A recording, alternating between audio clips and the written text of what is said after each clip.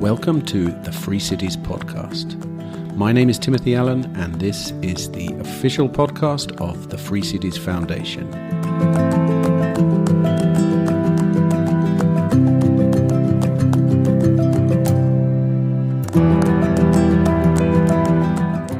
Hello, and welcome to episode number 63 of the Free Cities podcast. Well, sitting here with the sun streaming through my window, one could imagine that maybe spring is in the air. It's obviously not, but I can but dream. It's about to get worse for me. In just over a week, I'm off to Mongolia, where I'll be walking 150 kilometers across the Altai Mountains with a Kazakh family. Last year, it got down to minus 38 centigrade at night, so I think I'd better enjoy this warm spell here in the UK while I can.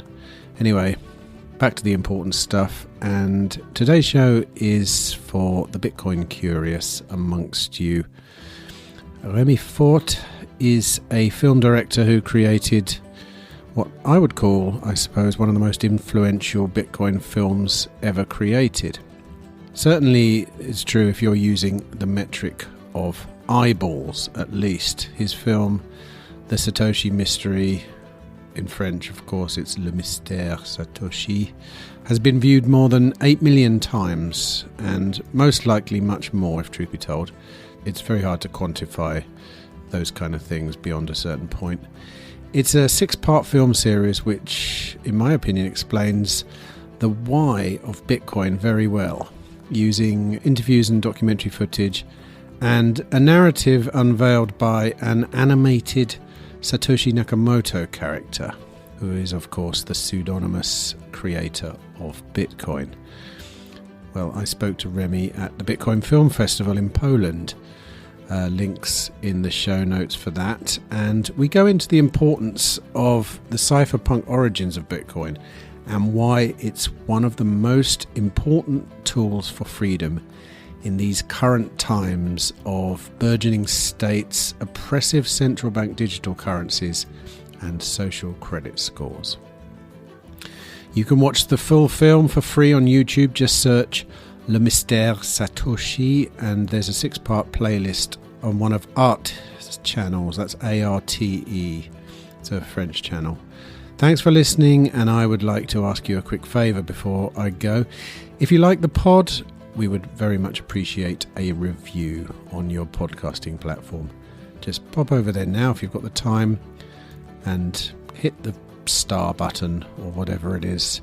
And don't forget, you can reach out to me through any of our social media channels. We're even on Nostr now. And if you don't know what Nostr is, then you better look it up. It's Nostr, spelt Nostr. And I will see you there.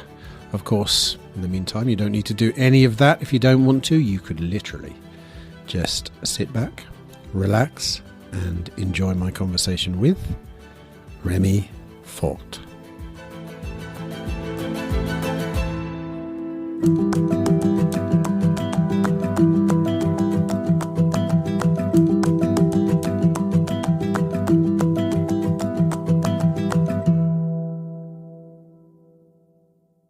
We were talking about this in the last podcast. I would say I'm a voluntarist. Do you have any particular? Are you political at all? Yeah, but I rather keep it to myself. Sure, if you're okay with that. Yeah. It's of no importance to me at all. But it's interesting. Would you say you're a Bitcoiner though? That's complicated. Sometimes I am. Sometimes I'm not. I'm really. Did the interview started? Or? Yeah. Okay. Okay. I don't do a start and finish. Don't worry. All right. So I'm more in it because it's a technological breakthrough first, and then I was kind of fascinated by the disappearance of Satoshi. The fact that something so revolutionary was created by someone who just vanished, or by a group of people who just vanished, just fascinate me. So I came into Bitcoin through this door, and I stayed because in some ways I really like the culture and the people around Bitcoin. And we were talking about memes earlier, and I think memes are a big part of the Bitcoin community and the Bitcoin culture. There is a culture, and it's really interesting to see it developing in real time, you know. So, yeah. Well, it's interesting that you've made a very extensive film about Bitcoin, but you wouldn't call yourself necessarily a Bitcoiner. That's interesting. But we should define what is a Bitcoiner, you know. Well, I would say myself, I advocate for Bitcoin. Okay. That's really what it means for me. Yeah. Okay. And I do heavily. I studied it for many years. I've been part of the community for many years, and I see a future in which many problems are solved alongside the adoption of this particular type of financial infrastructure. Okay. Basically. So, yeah, that would be my definition. What's your definition? Okay, of I guess I'm a Bitcoiner then. Okay.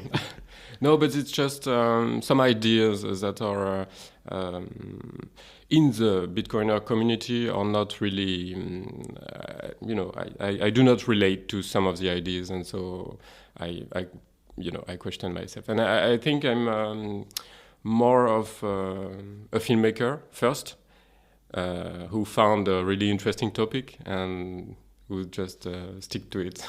So let me, first of all, your film, I watched it again last night at the cinema. It was good to see it on a big screen, actually. Yeah. It's a completely different experience, isn't it? I forgot. I can't remember the last time I went to the cinema, let alone to see a Bitcoin film. I mean, I've watched a lot of Bitcoin films on my laptop over the years. I don't think I've ever seen a Bitcoin film on a big screen before. But fortunately, your film is quite a high-end production anyway. A lot of Bitcoin films are, someone just making it on a small budget. I'm going to go ahead and anticipate there was a pretty good budget for the film. It has things that I know as a filmmaker are expensive, like animation and this kind of stuff. Did I get this correct? Just before the film started last night, someone in the crowd was talking quite loudly. Yeah. And they said that it has 7 million views. Across platforms and across countries, yes. Because ARTE is a European channel, so it was broadcasted in many different countries. And then the DW, a Dutch channel, bought the rights as well. And they made a few edits, but then I think we were at 1.5 million with the DW as well. So yeah, we are about 7 million. I think even on YouTube it's got more than 2 million views, isn't it? Yeah, the French version of the series has 2.6 million, and then you have. It was broadcasted also on arte.tv, but I don't have those numbers, so. ARTE told me that there were 5 million views across platform, and then with the DW, I just added. Well, I'm going to go ahead and say that it's the single most watched Bitcoin film of all time. Isn't it? I don't know. Yeah, maybe well, it must be. Like, who are the contenders? Like Thorsten Hoffmann. Do you know him? Cryptopia and.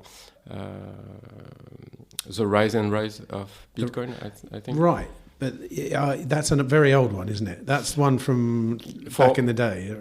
It's a good film. That's the one where you see the journey of this guy mining on his GPU miner and doing all, he ends up spending all his Bitcoin on mining equipment, doesn't he, at one point? The Rise and Rise of Bitcoin. Yeah. I think. Yeah. I think that's one of my favorite films, but I'm pretty sure 7 million views must be. Even if it's not the most, because it's hard to quantify, I would say it is the most. So it's probably the most influential Bitcoin film that's ever been made, then. Maybe. Okay. Yeah. Okay. Well, that's good. I'm not going to downplay it. I'm a bit shy, so I no need to be shy in this. And I don't have the true numbers of right now. So okay, but it's better than like, for example, if you look at Bitcoin films on YouTube. Yeah. they don't get anywhere near 2 million views. Not in the slightest, you know. And so this is I think this is important. I'm going to tell you my synopsis of the film, because I expect everyone gets something different from it. And I'm interested that you came at it from basically it's a film centered around the pseudonymous personality of Satoshi, and Satoshi appears in sort of comic book form, which is really nice. And I almost felt like throughout the film, Satoshi has a bit of disgust for the real world. Have you noticed? He doesn't like what's going on, right? Yeah. And he doesn't like what people are doing with Bitcoin either. Was that your own take on it? Did you decide that that's what Satoshi thought, or did you know? That's a good question. You know, we tried to, as we were thinking of making a fictional character who goes through a fictional story, we decided to characterize him. So we took the stereotype people usually have about Satoshi. So a man, probably in his 50s, living in a big city, and you know, I thought to myself, okay, this guy liked to work, he liked to code. Bitcoin is it's a lot of work, you know, to do by yourself. So he doesn't have a life. And maybe he's good with that, you know. So maybe he's kind of like a misanthrope, you know. He doesn't really like going out or talking to people. I don't know. It's a nerd. He is a nerd. So yeah, that was our beginning, and then I built everything around it. But it's again, it's fictional. It's my vision. It's not. Yeah, I doubt we would. No one knows anyway, so exactly. And I think that if we knew, we would be really, really surprised or disappointed, possibly. Or disappointed, maybe. But you know, yeah. Well, that's the interesting thing about Satoshi and why the whole story is so incredible. And I think you get this across well in the film, of the importance of the fact that we know nothing about Satoshi. Exactly. Can I ask you first, when you came up with the idea of making a film based around Satoshi, did you know about many of the concepts behind Bitcoin, about what it is, about CBDCs, about all the things you touch upon in the film? I found out about a few things along the way, because so I started to get into Bitcoin in 2017, and it just blew my mind, you know, like everyone. And then the fact that Satoshi was missing also blew my mind. So I wanted to make a movie that would mingle the two things. And then it took a long time before ARTE greenlighted us, so almost 2 years. And during those 2 years, I had quite a lot of time to keep in touch with the Bitcoin community and to learn. So, you know, I was in the rabbit hole for 2 years before making the movie. And blockchain technology, CBDCs, Libra, everything happens between 2017 and 2021 when we first started to shoot. So yeah, but I had before we went to ARTE, I had a pretty good knowledge of the technology behind Bitcoin and about Satoshi and about all that. Yeah. Well, let's start at the beginning then, because this is something that I think a lot of people don't know about. With regards to Bitcoin, is the roots of Bitcoin in the cypherpunk world. Yeah. And it's probably one of the most important aspects to get your head around, because most people approach Bitcoin from a certain place. But if you approach it from a cryptographic way and the cypherpunk way, you realize what it is as a technology. Exactly. You realize why it exists. Yeah. And it's a freedom technology. It's a technology to free people. That's my interpretation of it. Would you agree? Yes, of course. Right, which is why it's super relevant in the kind of circles that I revolve in. And what tell me what you know about the origins of Bitcoin in the cypherpunk world. The most interesting aspects of it that you discovered making the film. The cypherpunk were a group of individuals that really interested me because they knew before anyone had the internet, or a bunch of people had it, but they knew before the world that everything was going to change, and that's something I think is incredible. And so they started to build these tools to keep freedom on the networks. PGP, you have BitTorrent, things like that. To continue this utopia that internet was at the beginning, as that has been diverted by big tech and maybe states. I don't know.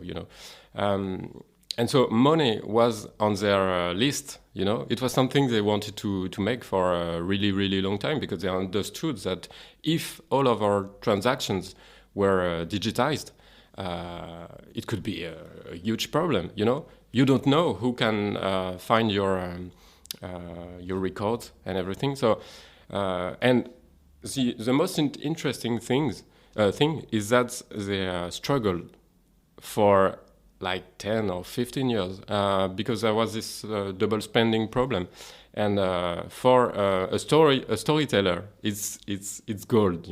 When you have this objective, which is so clear, and the path to get there is really complicated with a lot of obstacles and everything. It's gold to me. And then Satoshi arrives, and he just compile a few technological things that were invented by others, and it works.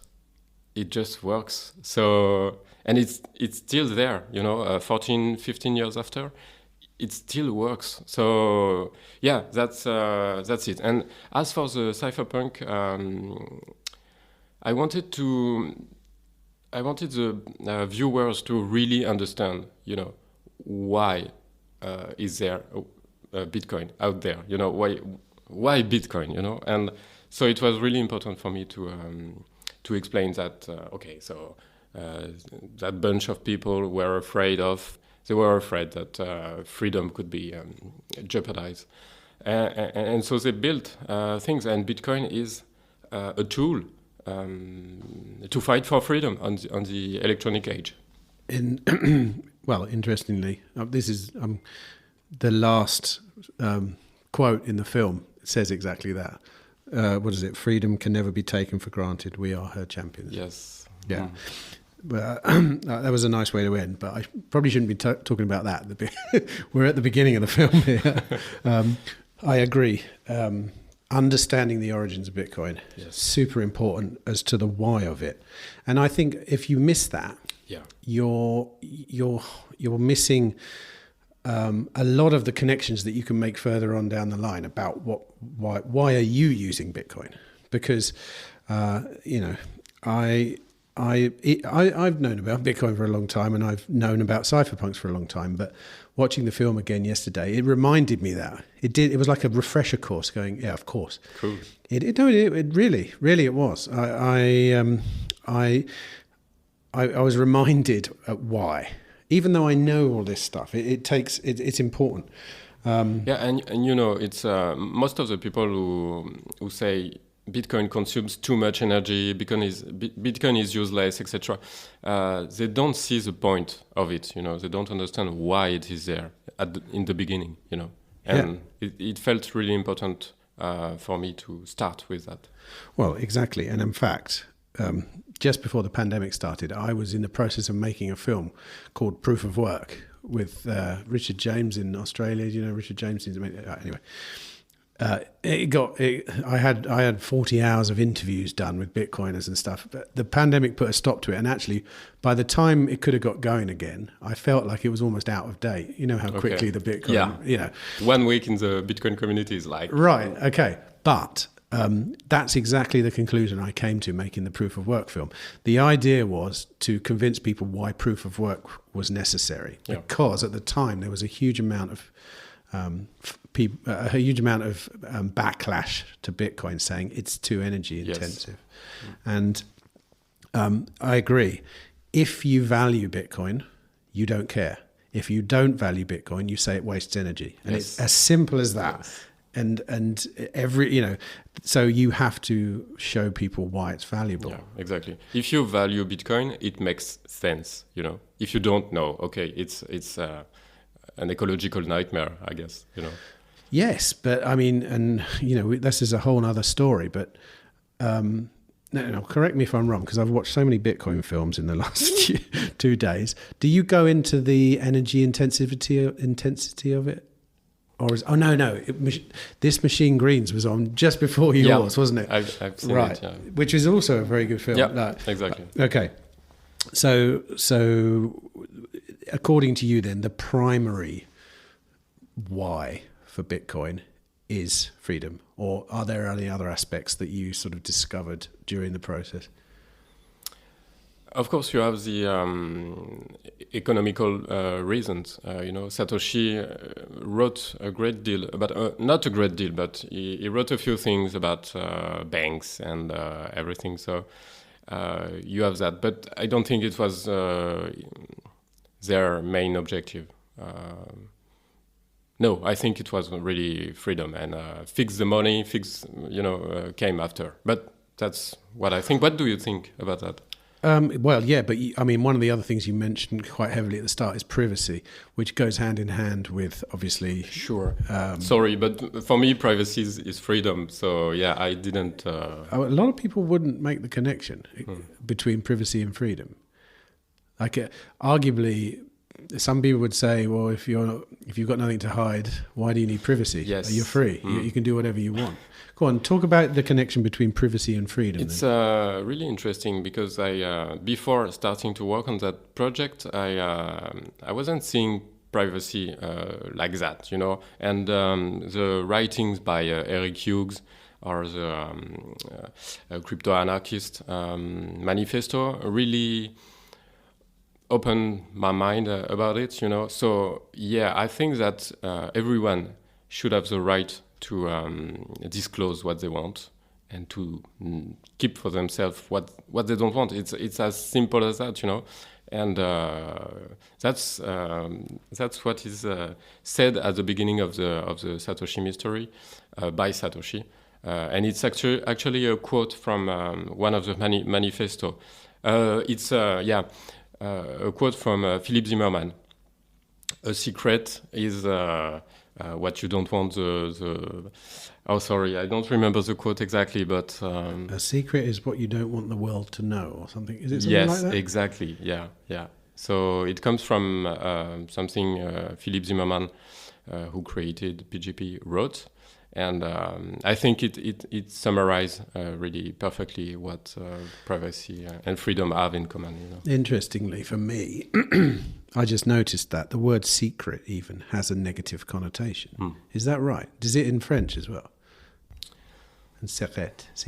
Un secret. Secret, yeah. Yes, I guess if you have something to hide, it's not really well seen, Yeah, which is a strange concept. Yeah. But, because as we're discussing here, there's absolutely nothing wrong with not revealing yourself to people. Exactly. Because it's true, like me revealing anything to you is absolutely up to me. And yes, of course, but on the other hand, if you have a secret, I want to know about it. Sure. I don't know what it is. Maybe it's a threat towards me. I don't know.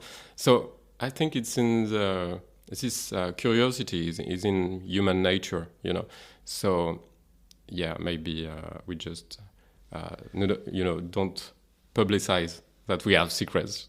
We just don't say anything. Yeah, exactly. Yeah, but like you say, just in a normal human interaction, you're going to wonder if someone's not revealing themselves to you, you're going to assume there might be something nefarious going on, or something unusual, or something dangerous. Yeah, exactly. But I think also in France there is kind of this romantic conception of secrets, and it's sometimes there is this sentence that it's good to have a hidden garden. And not to disclose that, and we kind of admire people who are good at keeping secrets and who have a lot of them. I don't know. Yeah. So it's Well, I mean, talking of secrets, your film pivots around the most incredible secret that has been kept in the. I mean, arguably in the history of the world. Possibly. I'll elaborate here. Currently, Satoshi Nakamoto, the inventor of Bitcoin, will probably be one of the richest guys. He is one of the richest guys in the world. He has access to a number of was it 1.2 million Bitcoins? Yes. According to some research about the pattern. Right. Yeah. So this is a person or people who have access to such an astonishing amount of money, yet they are choosing not to spend it. Now, that's quite an incredible feat in itself, let alone... I mean, I can understand why Satoshi wouldn't want to reveal himself. Of course. That makes absolute sense. Yes. Right. But that, unless he's got some other Bitcoins that he's using... Or maybe he don't need it, Maybe he's rich. Already rich? Yeah. Do you have your own theories on Satoshi? No, I think it's a group of people, but I really don't know, and I try to stay humble about this because nobody knows, But regarding the stash, I think that it would make sense that Satoshi just burnt everything that could have connected him or her or them to the creation of Bitcoin. So I think that, maybe in 2010, 2011, when he decided to disappear, he just burnt it. And it was not that big of a deal at that time. You're right, actually. But yeah. Now, we don't know. Maybe it's a person who have regret about it, but who can't do nothing about it, The romantic inside me would say he doesn't regret. Yeah. But I agree.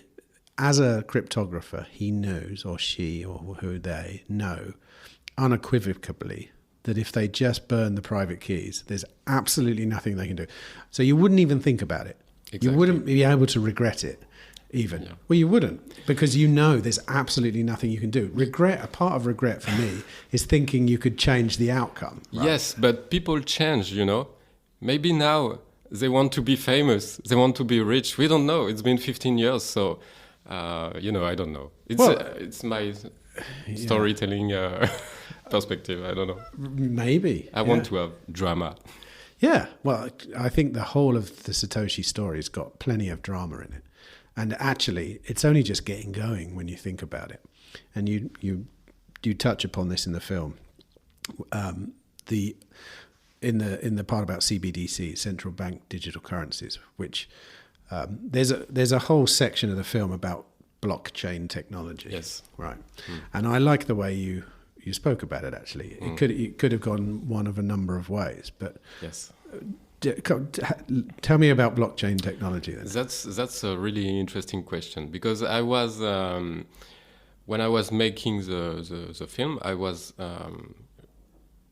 kind of convinced by blockchain technology, there was all these articles about blockchain. We can put cars on blockchain. We can put food on blockchain, everything. And so I was really sincere at first. I interviewed a guy who worked for a big company that tries to implement blockchain in other companies, etc. And as I was, studying it, I realized at one point that there is no use case, actually. And it's too complicated and it's too expensive. Just make a regular database. You don't need a blockchain. Bitcoin need blockchain. And so I thought it was really, really funny. And by the time we were, shooting and editing in 2021, the blockchain hype was over. So it just, yeah.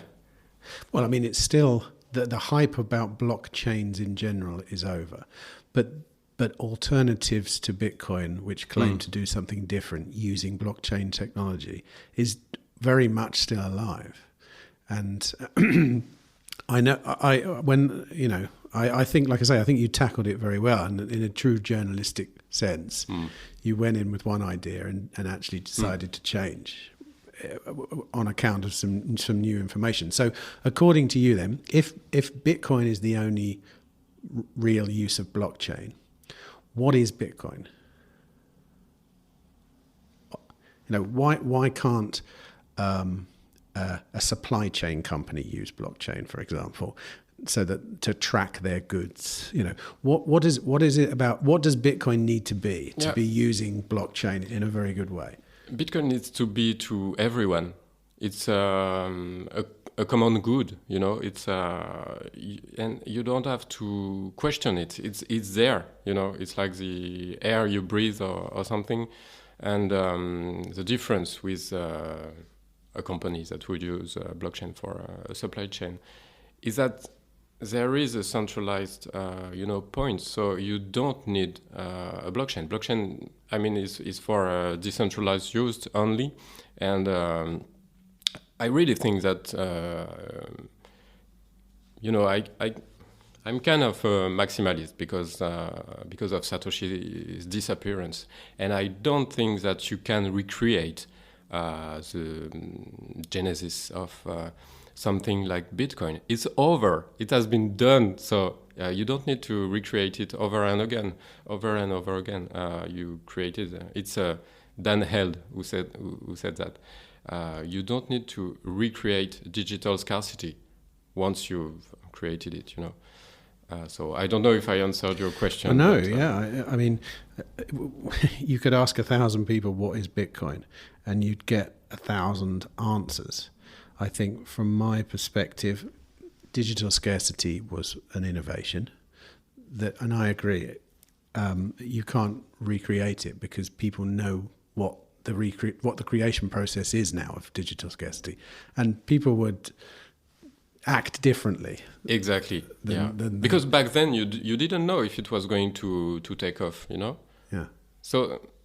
Nowadays, if you were going to say, okay, I'm making a cryptocurrency, I stay pseudonymous or whatever, but people are going to jump in and buy your coin. It's happening already. Obviously, it's happened 8,000 times since. Too many times. Many times. But no, I think it's worth pursuing the point of blockchain and why blockchain is not necessarily important in anything other than Bitcoin. My take on it, obviously, is, like you, decentralization is the important point about Bitcoin. The fact that it has no leader, the fact that it has no central point of, attack, and blockchain's an intricate part of that. There's no question about it. But other than using it as a way to transfer value, anything else that uses blockchain that doesn't connect the real world with the digital world in the same way is useless. Like take the supply chain example. Yes. It's all very well tracking goods on a blockchain, right?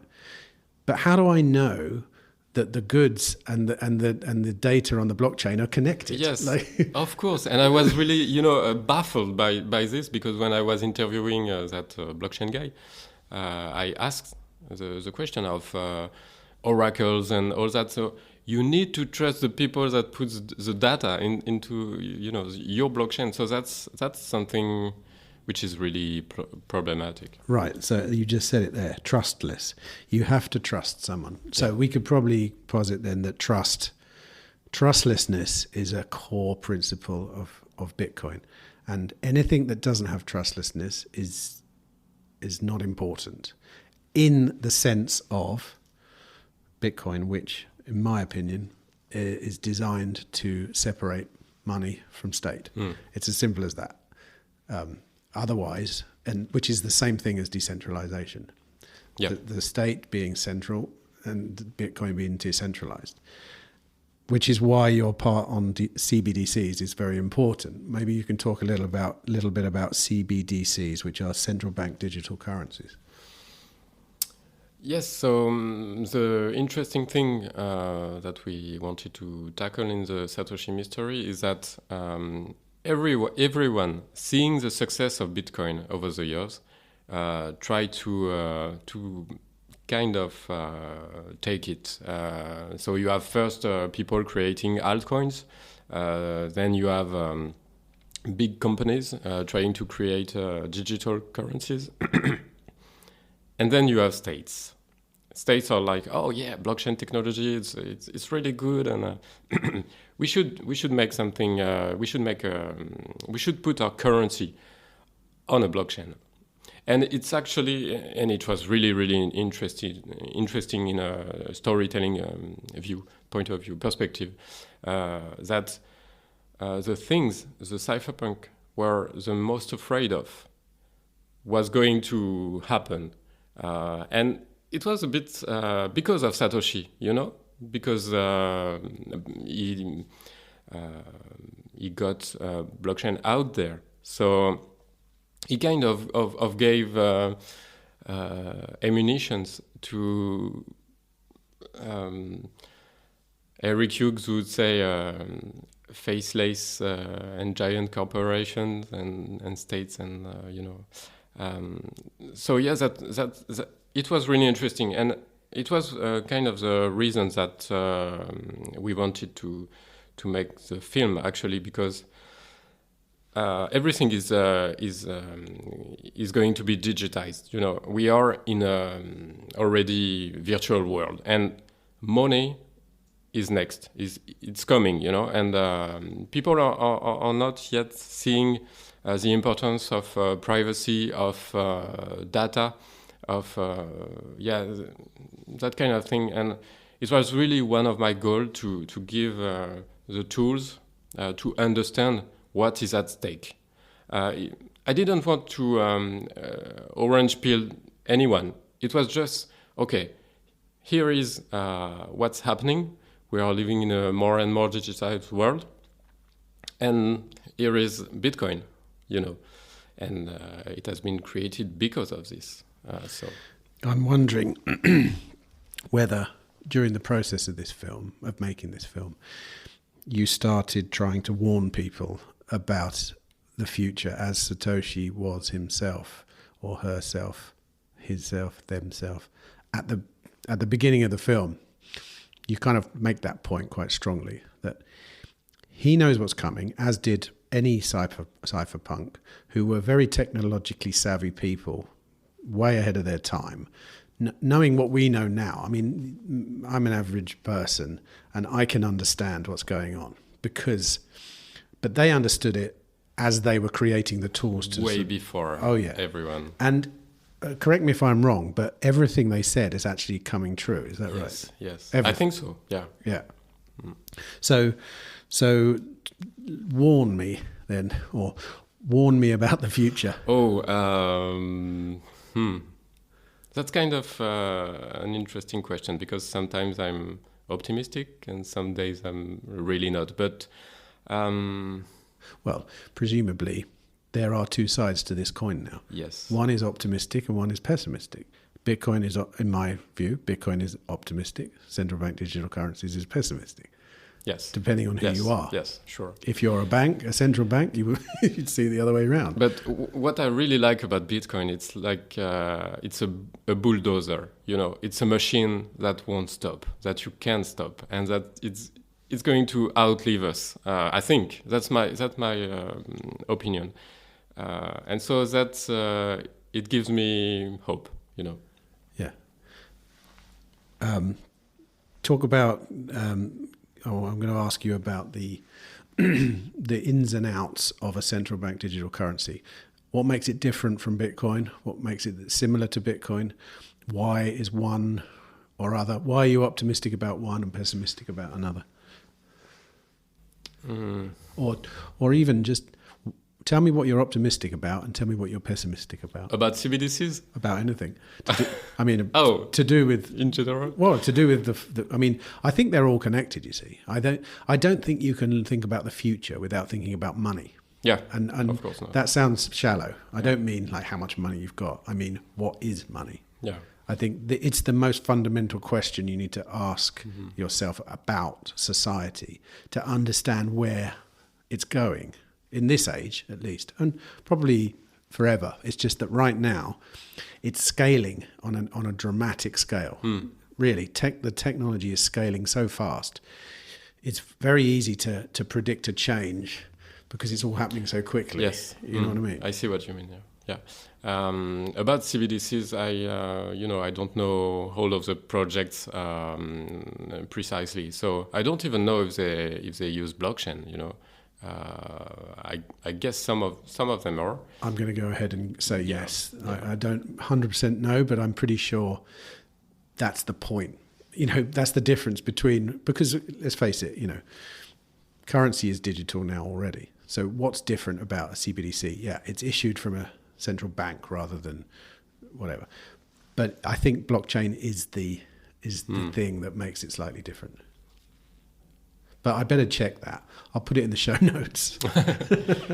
Yes, I would be really interested in that. I think a documentary should be made about all the projects of CBDCs around the world. But I want to take your question on the Bitcoin side. What I like about Bitcoin is that you can use it to cross borders without too much fees. You can use it to send a payment to anyone without being stopped. So that's what we were saying. It's trustless, it's permissionless, it's borderless, and it's decentralized. And all of those things are not in the CBDC agenda. 100%. They're in fact they're almost the opposite. It's a permissioned, certainly. I mean, you only have to think like a government to know what they're going to be like. I mean, how does a government treat you in daily life? Okay, that's how they're going to treat you in your digital monetary life. Permissioned, probably, and we can move on to this, but my observation of it shows me that what CBDCs also empower in governments is social credit score systems. And that's the really scary part of it all, because that is governance scaling.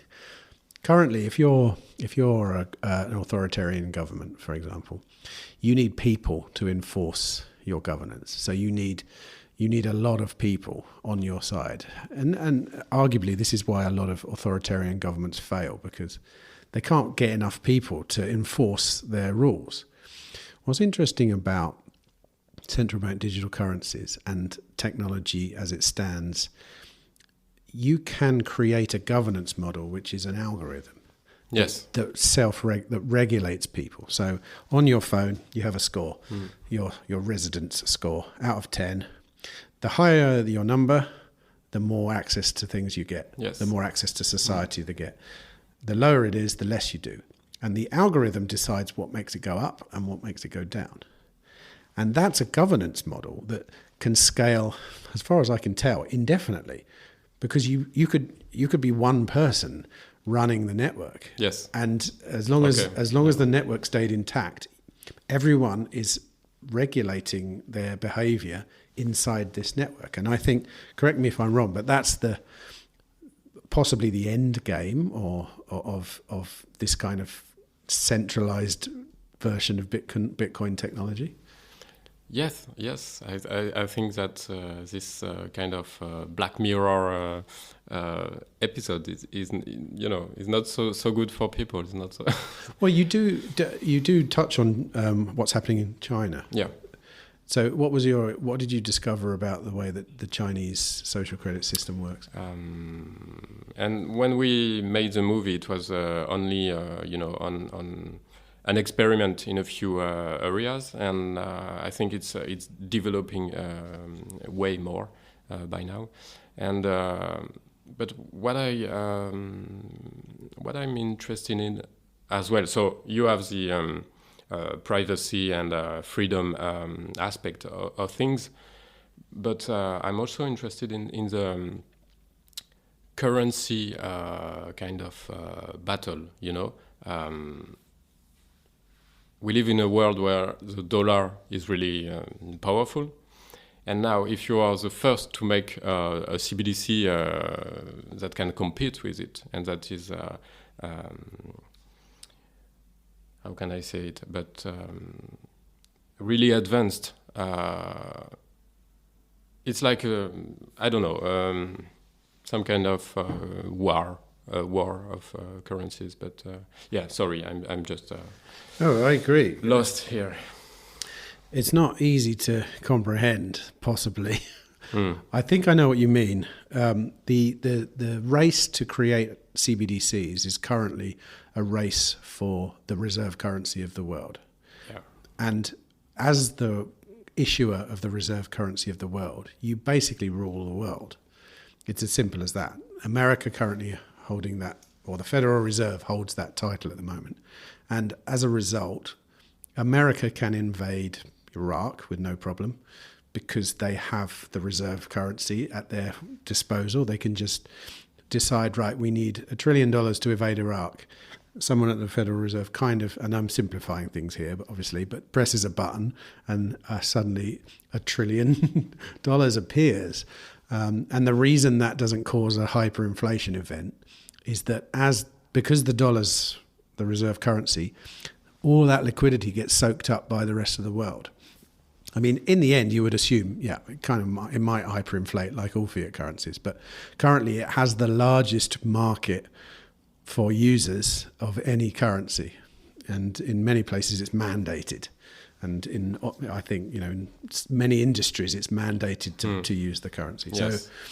So currently the CBDC race is a race for that title. Is that fair to say?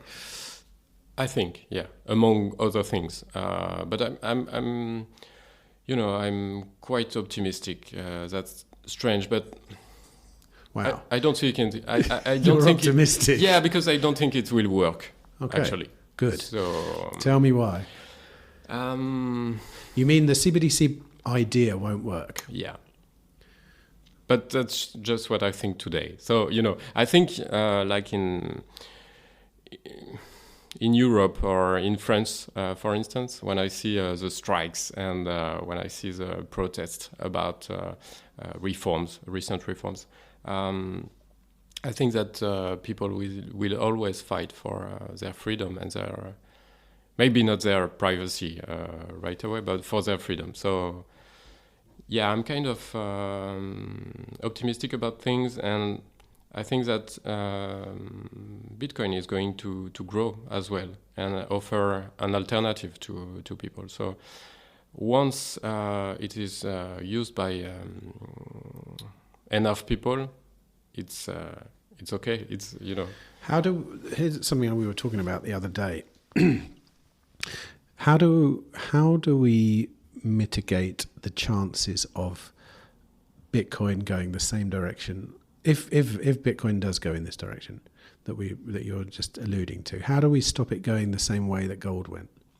As in, people start using derivatives of Bitcoin, and we end up in a situation where a central authority claims ownership over those derivatives, let's say, starts issuing them, and then they issue as many as they want. So we end up in a situation where the US have a derivative of Bitcoin that they can print freely. Yeah, but Bitcoin is this alternative system. So people, I think, will realize that we don't have to use this alternative system like the old systems. And I think that's what's really interesting about our times. It's that we are challenging a lot of things, not just money. And Bitcoin is part of that. And I don't see why we would recreate an old system if we have a new one. So, yeah. Yeah. But maybe I'm wrong, maybe it's going to be... Well, it could be that people don't understand that. It could be. But I think when you need it, when you have a reason to use Bitcoin, like you need to send money to your family in another country, or you have problem with your state or with your bank or whatever, you eventually get Bitcoin, why it exists and how it is used, and why it is used. So, in other words, it's a question of waiting until everyone understands why they need it, which is ironic currently because it's in places like Venezuela and Argentina and Lebanon. This is where people are getting it slowly but surely, and probably where we are. My country, I don't know about France and certainly America, we're not really getting it because the need is not there. Exactly. Yeah, we are always discussing it and viewing it from our point of view. But if you go in Africa, if you go in South America, and if you go in Vietnam, it's just another perspective. You one of the episodes is a six. I should probably mention this is a 6-episode program. Yeah, it's like each episode went out on TV each week, was it? No, the whole series was put online in one shot. Oh, okay.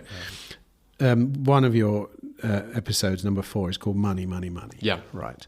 And I think that's what we've just kind of talked a little bit about that. And this is where I felt Satoshi's disgust the most, where he was looking at the world of, our world, not the world that needed Bitcoin, but the world that doesn't need Bitcoin, and seeing that people were misunderstanding his or her creation. Is that a good... Did I get the film right? Yes, in that respect. Yes, okay, totally. Right. So what was his main problem? What was his main issue? Okay. So again, as a fictional character, he wanted to solve a problem, which was privacy and freedom on networks, and all that people were talking about it and thinking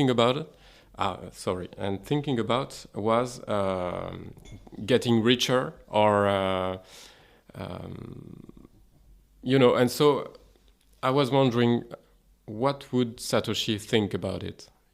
What would he think about all the altcoins? What would he think about Bitcoin just going up and making some people millionaires? And this episode you are referring to is really like a key episode, because Satoshi is wondering, should I come back, and just take control to fix things, or do I just let go? And it's again, from a fictional point of view, it's the moment where the character is forced to let go of something he created. And I thought it was interesting in a storytelling point of view. What I've just realised listening to you speak there is you're describing the same story of, although it had a different outcome, of Jesus going into the temple to turn over the money changers' tables. You know this story? I'm not familiar with it. No, well, I'm not hugely familiar with it, but from what I understand, but I mean the character of Jesus saw the temple, which is Bitcoin, and inside the temple were money changers instead of people, I don't know what, glorifying God or whatever. Yeah. And he went in, he came back. He went in there and he turned the tables and caused a ruckus and kicked them out. Yeah. But it's the same. I think the sentiment I think possibly you could say the sentiment's the same. Sure, but I think it's also a human nature thing. We as creator, for instance, when you create a documentary or a book, a movie or something, at one point you need to let go of it. You need to broadcast it, publish it, and it's a bit hard, what are people going to think? What are they going to do with it? Did your message really went, so... Or in my case, I just never like what I produce. Never. Oh, really? Especially in films. In photography, it's different because I can get very specific about the perfection of a photo. Yeah. But in a film, there are so many elements.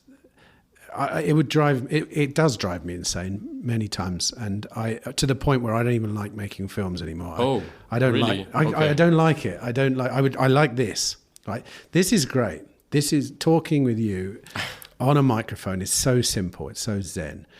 We're talking about the same. We're still communicating.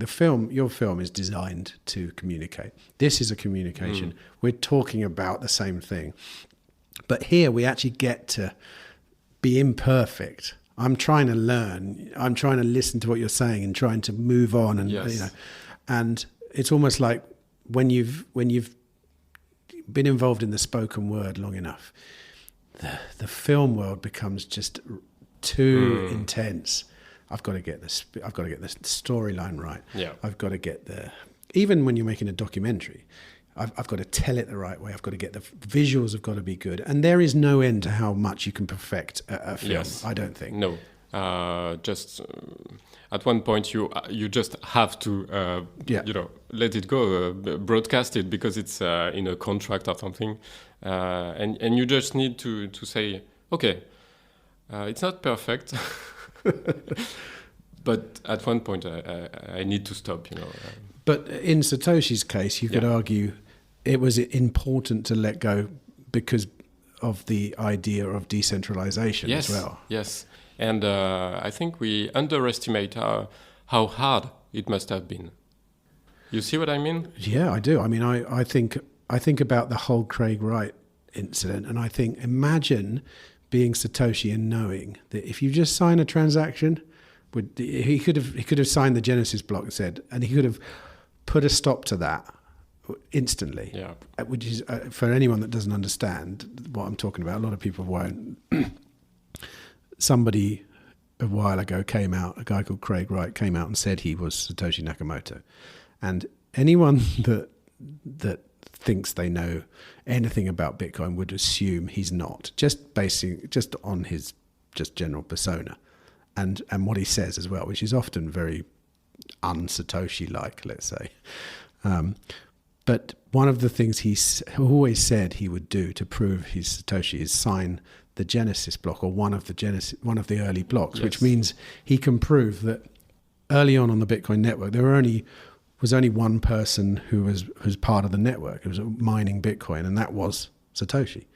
And obviously he's never done that, and we know that. But and this makes me think Satoshi probably burnt his coins, because I probably would have come out of nowhere and done that, because this has been going on for a long time. Too much temptation. Well, it's been a very damaging part of Bitcoin's adoption. If you think about, Craig Wright has, he's even been sort of threatening developers and etc. So it is actually having an effect on. I mean, I don't know how much, but I think probably it's just more an annoyance than anything else. But yes, but my opinion is that okay, if I'm in Satoshi's perspective, if I want Bitcoin to be to have strengths, to be solid, it must be able to overtake every challenge, and sooner or later we would have had that kind of challenge, and we will. We have not seen the end of the challenges for Bitcoin, and the more it overtake It's overcome. Oh, sorry, my English is getting worse and worse. You're devolving. Sorry. Don't worry. The more years are passing by and Bitcoin is overcoming every obstacle, the more it is, something that will last for a very, very long time, and that will work for a very, very long time. That's my opinion. So through making the film, what do you consider the strongest challenges it faces currently then? Currently or in the past? Currently and in the future. So currently moving forward. I mean, you may think there aren't any anymore. Maybe there's the major... No, I think there is one. I think that but it's really hypothetical. The main challenge that Bitcoin would face, I think, is a lack of interest. If people just start to not care about it, what is going to happen? If you don't have because we need, Bitcoin need as much as developers and miners and users as possible, right? It's a network effect. And so what would happen if people just lose interest in it? I think a lot of people have mentioned that. You could easily argue, though, that Bitcoin exists because of the current state of the world, for want of a better word. And unless that changes, Bitcoin will grow stronger. Yeah. It's an insurance mechanism against lack of freedom, really. And you could argue it will become less important in the future, I hope. Yeah, I hope as well. I do hope that it will be used, but in kind of people won't even think about it. It will be there. It will be part of everyday life, and we will just forget it and use it. Well, yes, probably.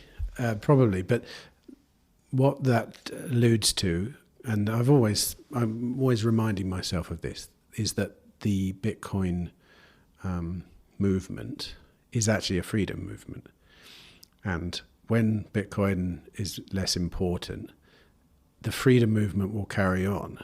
And that's what I think unites all Bitcoiners who actually care about it, who actually, want to make films about it, want to talk about it, want to promote it.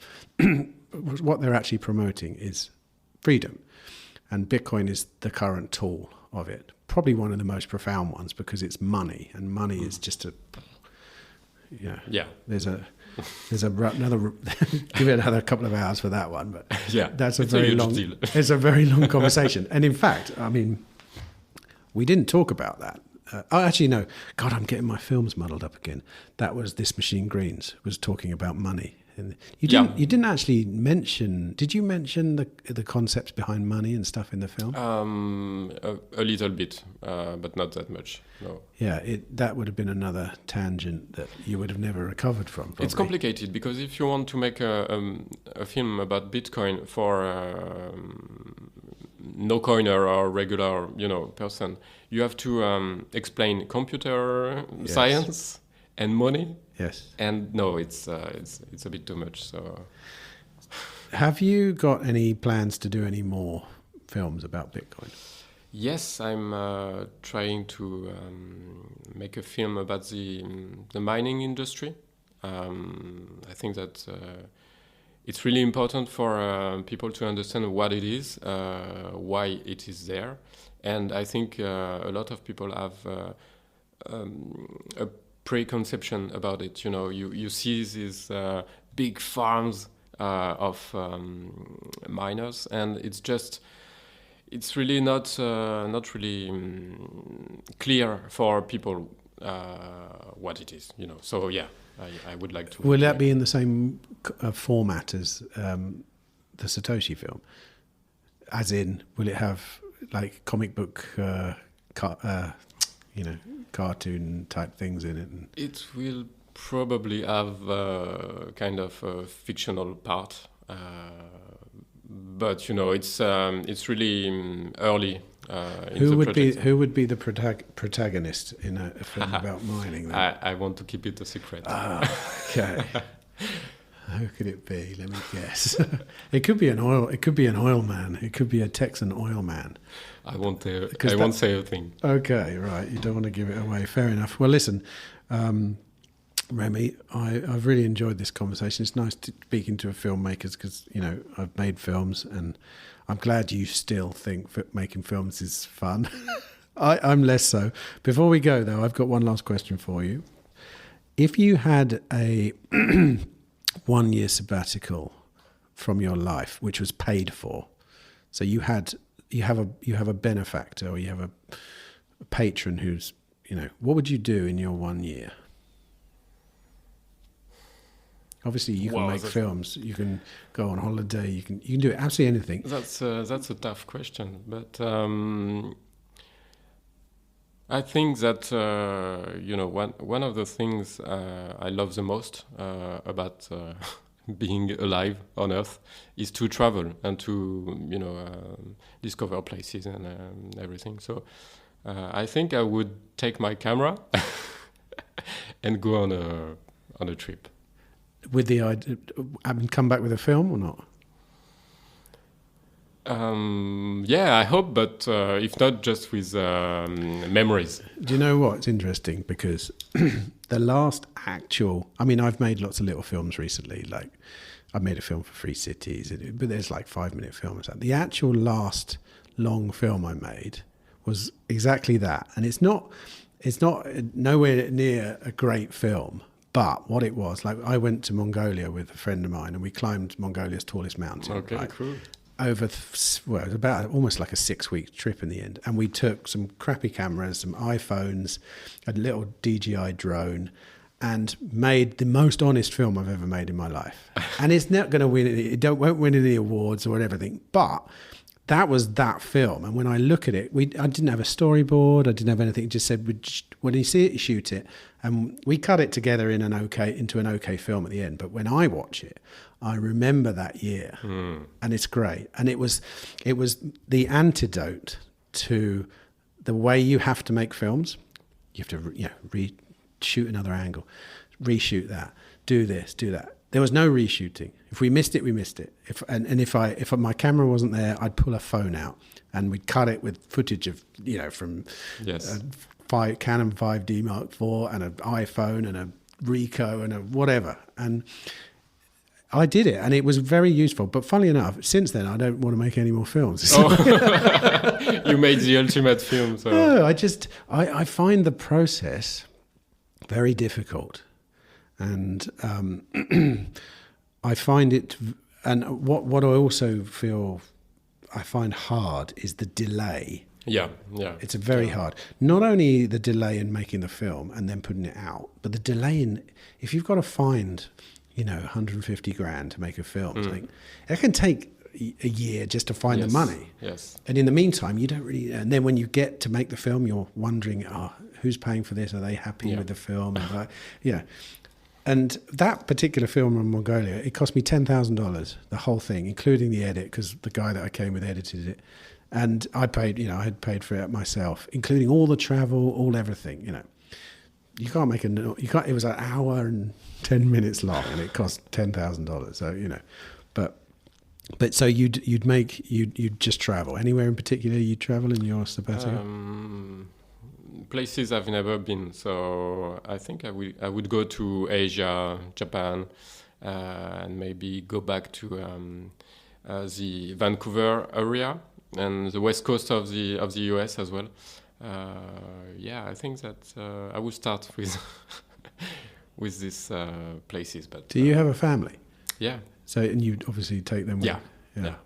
Yeah, sounds like a lovely plan, mate. Sounds like a beautiful plan. Well, listen, Remi. I can't wait. Yeah, okay. I'll write you a check now. All right. It was great talking to you, and good luck with everything. Thank you very much. Thank you for having me. It was a great conversation, and sorry if my English is not that good always. Pas de problème. Merci.